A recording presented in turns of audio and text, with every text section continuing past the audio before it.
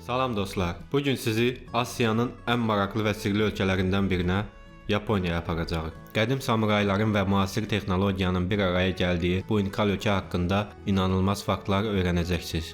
Yaponiya təkcə robotları və sürətli qatarları ilə deyil, həm də zəngin mədəniyyəti, füsunkar təbiəti və maraqlı adət-ənənələri ilə tanınır. Hazırsanız, gəlin bu heyrətamiz ölkəni daha yaxından tanıyaq.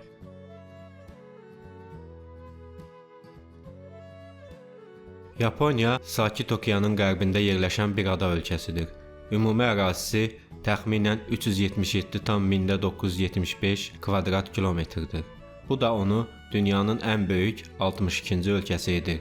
Yaponiya 4 əsas adadan ibarətdir: Honshu, Hokkaido, Kyushu və Shikoku. Bundan əlavə 6800-dən çox kiçik ada da Yaponiya arxipelagını təşkil edir.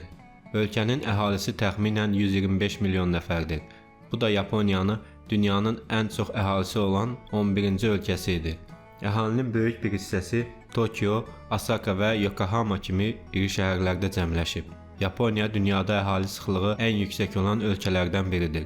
Çünki ərazisinin təxminən 70%-i dağlıq olduğuna görə yaşayış üçün yararsızdır. Yapon dilində ölkənin adı Nihon və ya Nippon kimi tələffüz olunur və bu günəşin mənbəyi və ya günəşin doğduğu yer deməkdir. Yaponlar özlərini Nihonjin adlandırırlar. Dillərinə isə Nihongo deyirlər. Bayrağı ağ və ortasında qırmızı dairə şəklindədir. Bayrağın üzərindəki qırmızı dairə günəşi simvolizə edir və Yaponiyanın günəşin doğduğu yer kimi qəbul olunmasını əks etdirir. Ağ fon isə saflıq və sülhü ifadə edir. Coğrafi mövqeyinə görə Yaponiya Sakit Okean zəlzələ qurşağında yerləşir. Bu səbəbdən ölkədə tez-tez zəlzələlər və tsunamilər baş verir. Lakin buna baxmayaraq, Yaponiya bu təbii fəlakətlərə qarşı dünyanın ən dayanıqlı və hazırlıqlı ölkələrindən biridir. Yaponlar uzunömürlülüyün sirrini kəşf ediblər. Yaponiya adət-ənənələri, ləzzətli yemək çeşidləri, həyat tərzi və zəngin mədəniyyəti ilə çoxlarının heyran qaldığı bir ölkədir. Bu heyranlığın başqa bir səbəbi Yaponların uzunömürlü olmasıdır. Yaponiya əhalisinin 20%-dən çoxunun yaşı 65-dən yuxarıdır ki, bu da dünyadakı ən yüksək göstəricidir. 100 yaşdan yuxarı 50 mindən çox insan yaşayır və ölkə ağsaqqallara ehtiram göstərmək üçün hər il ahıllara hörmət günü təşkil edir və milli bayram kimi qeyd edilir. Yaponiya ilə bağlı maraqlı məlumatlardan biri də ölkədəki kapsul otellər haqqındadır.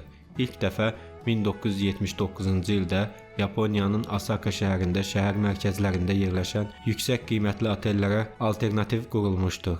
Tək nəfərlik, ucuz və heç bir xidmət tələb etməyən kapsullar klaustrofobiyası olanlar üçün ilk baxışda biraz qorxulu görünsə də 9 saatı keçməyəcək bir qalma müddətində yuxu, istirahət və şəxsi ehtiyaclarınızı qarşılamaq üçün heç də pis fikir kimi görünmür. Kapsul otellərdə hər bir insan üçün kiçik, qapalı bir yataq bölməsi var. Bu bölmələrdə yataq, ventilyasiya sistemi, USB şarj cihazları və kiçik ekranlı televizor var. Bu otellər ucuz olduğu üçün gündüz işlərindən sonra gec saatlarda evə gedə bilməyən ofis işçiləri və az büdcəli turistlər tərəfindən geniş istifadə olunur. Kapsul otellər indi İngiltərə, Rusiya, Singapur, Çin kimi izdihamlı şəhərləri olan ölkələrdə sürətlə yayılaraq yeni modelləri ilə xidmət göstərir. Yaponlar haqqında maraqlı məlumatlar arasında ölkədə üzr istəməyin bir fəzilət olduğunu və üzr istəməyin ən azı 20 müxtəlif üsulunun olduğunu qeyd etmək yerinə düşərdi. Yapon mədəniyyətində üzr istəmək çox mühüm bir ənənədir. Yaponlar üzr istəməyi təkcə şəxsi səhvlər üçün deyil, həm də digər insanların narazılığını aradan qaldırmaq üçün istifadə edirlər. Bu Yapon cəmiyyətində olan qarşılıqlı hörmət və harmoniyanın qorunmasına xidmət edir. Yaponlar üzr istəyərkən tez-tez baş əyirlər. Bu da hörmət və təvazökarlıq göstəricisidir. Nə qədər dərin baş əyilsə, o qədər ciddi üzr ifadə olunur. Bəzən kiçik səhvlər üçün əllərini qaldıraraq üzr istəyirlər. Əgər bir Yapon şirkətinin hər hansısa məhsulunda qüsur olarsa, ictimai şəkildə üzr istənilir. Bu müştərilərə qarşı olan hörməti və məsuliyyəti göstərir.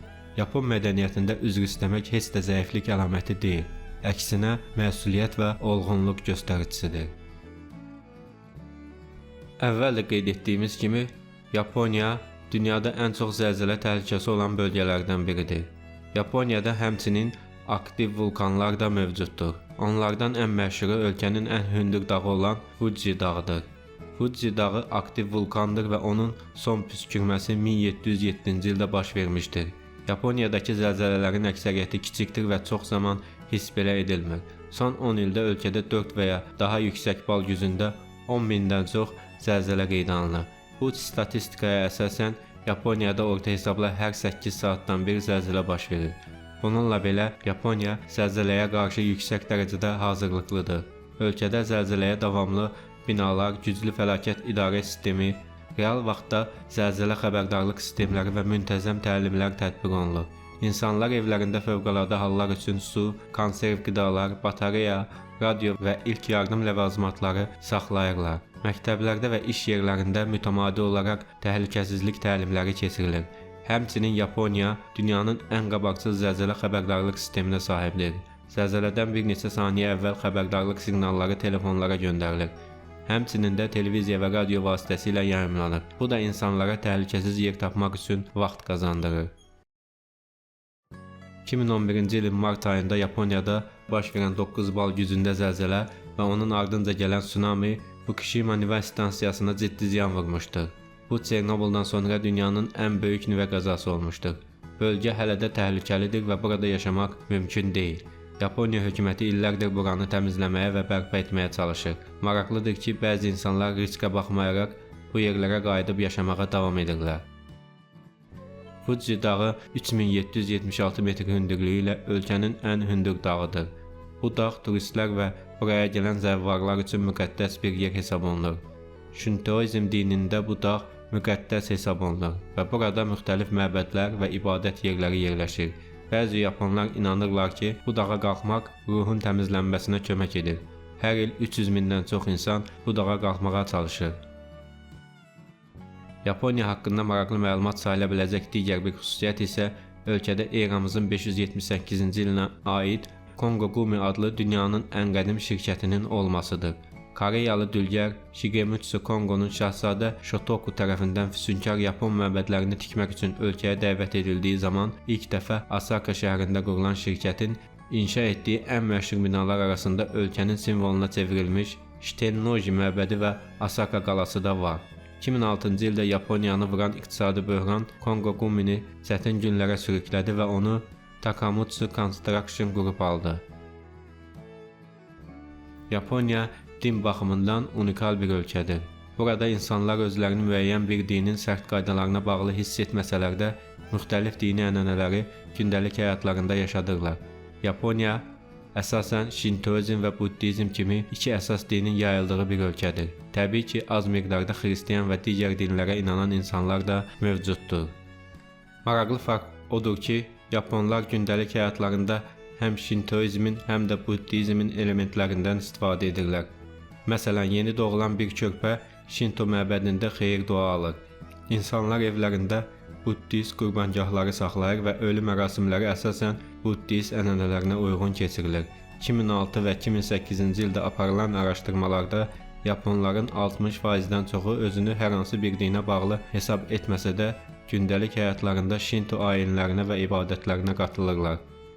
Buradan da görsənir ki, dinsiz kimi görsənən Yaponlar əslində özlərinin qədim dini olan Şintoizmi bir adət-ənənə kimi gündəlik həyatlarında istifadə edirlər. 1886-cı ildən Yapon imperatorluğunun rəsmi dini olan Şintoizm 1947-ci ildə dövlətin konstitusiyasından silinmişdir və həmin tarixdən bu yana Yaponiyada rəsmi dövlət dini yoxdur. İseshirne məbədi Yaponiyanın ən müqəddəs məbədlərindən biri hesab olunur. Bu məbəd xüsusi bir ənənəyə sahibdir. Belə ki, bu məbəd hər 20 ildən bir tamamilə yenidən inşa edilir. Yenidən qurma prosesi zamanı məkanın təmizliyi və müqəddəsliyi qorunur. Həmçinin ənənəvi Yapon tikinti üslubları və sənətkarlıq bacarıqları bu üsulla yeni nəsillərə ötürülür. Bu mərasim ilk dəfə 690-cı ildə baş tutub və 1300 ildən çoxdur ki, davam edir. Məbədin tikintisi üçün yalnız xüsusi seçilmiş ağaclar və qədim texnikalar istifadə olunur və heç bir metal, mismar və ya süni material işlədilmir.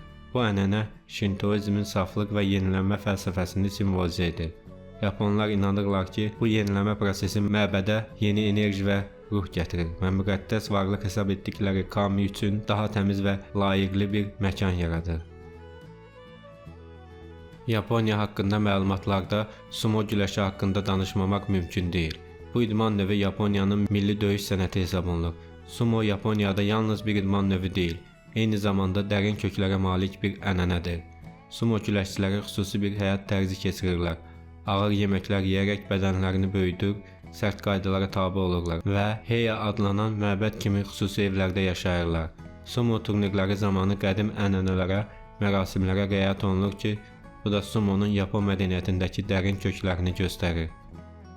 Yaponiyada təhsil sistemi təkcə akademik biliklərə deyil, həm də şagirdlərin mənəvi və etik dəyərlərinin inkişafına yönəlib. Yaponiya məktəblərində xüsusi təmizlikçilər yoxdur. Şagirdlər öz siniflərini, dəhlizləri və hətta tualetlərini təmizləyirlər. Bu sistem Oji adlanır və uşaqlarda məsuliyyət hissini artırır. Məktəblərdə riyaziyyat və ədəbiyyat dərsləri ilə yanaşı, düzgün davranış və əxlaq dərsləri də tədris olunur. Şagirdlərə hörmət, əməkdaşlıq və ictimai məsuliyyət öyrədilir. İbtidai məktəbdə imtahan olmur. Yaponiyada uşaqlar ilk 3 il ərzində imtahan vermirlər. Çünki əsas məqsəd şagirdlərə akademik biliklərdən çox xarakter və düzgün vərdişlər formalaşdırmaqdır. Uşaqların erkən yaşdan müstəqil olması çox vacib sayılır. Buna görə də bu ölkədə 6 yaşlı uşaqların belə məktəbə tək başına getdiyinin şahidi ola bilərsiniz. Məktəbli uşaqlar randesura adlanan bərk dəridən hazırlanan çanta və fərqli rəngli papaqlar taxaraq məktəbə gedirlər ki, bu da yolda onların daha asan tanınmasına kömək edir. Bəzi yerlərdə yaşlı insanlar və ya müəllimlər təhlükəsizliyi təmin etmək üçün məktəblilərə nəzarət edirlər.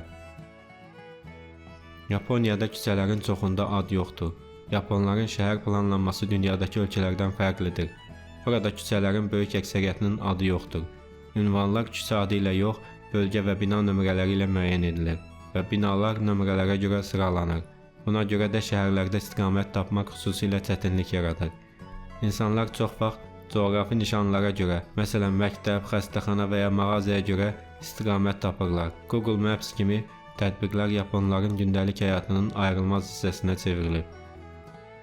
Yaponiyada hər yerdə avtomatlaşdırılmış satış maşınlarına rast gələ bilərsiniz. Yaponiyanın Avtomatlaşdırılmış Maşınlar İstehsalçıları Assosiasiyasının məlumatına görə ölkədə 5 milyona yaxın belə maşınlar mövcuddur. Bu isə hər 23 nəfərə bir maşın deməkdir. Bu dünyada avtomatlaşdırılmış maşın sayına görə liderlik deməkdir. Bu maşınlarda içki və dondurmadan tutmuş, çətir və pizzaya qədər hər şey təklif edilir. Dünyanın çox yerində belə maşınlar tez-tez oğurluq qurbanı olursa, ancaq Yaponiyada cinayət səviyyəsi aşağı olduğu üçün bu avtomatlar gecə-gündüz problemsiz fəaliyyət göstərir. Yaponiyanın qatar nəqliyyatı, xüsusilə dəmir yolu sistemi dünyanın ən yaxşıları arasındadır. Shinkansen qatarları 1964-cü ildən fəaliyyət göstərir və saatda 600 km sürətə çata biləcək yeni modellər üzərində iş aparılır.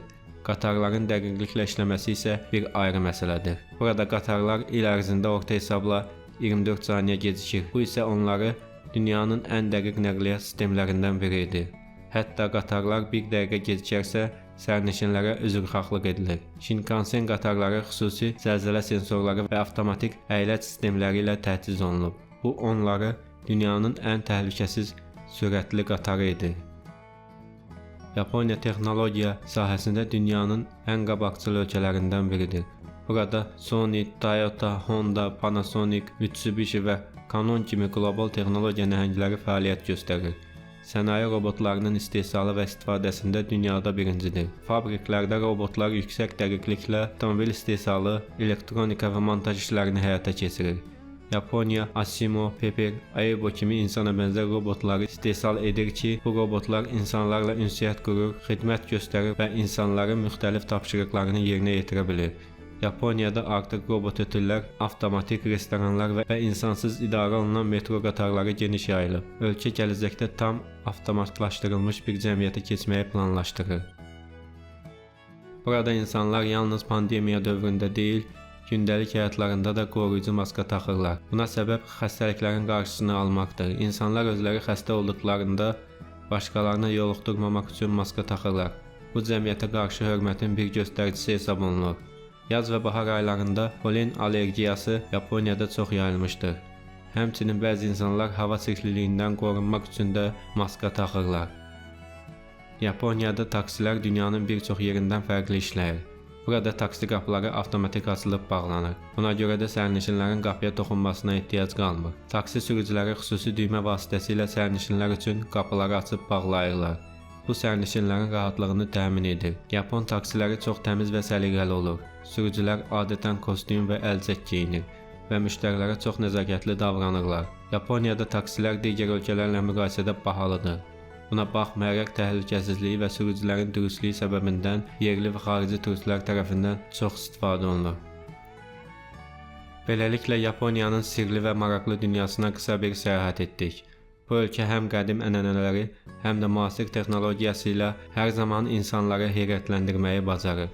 Əgər videonu bəyəndinizsə, kanala abunə olmağı unutmayın. Yaponiyaya dair fikirlərinizi və sizə ən maraqlı gələn faktları şərhlərdə bizimlə bölüşün. Gələcək videolarda görüşənədək. Sağ olun.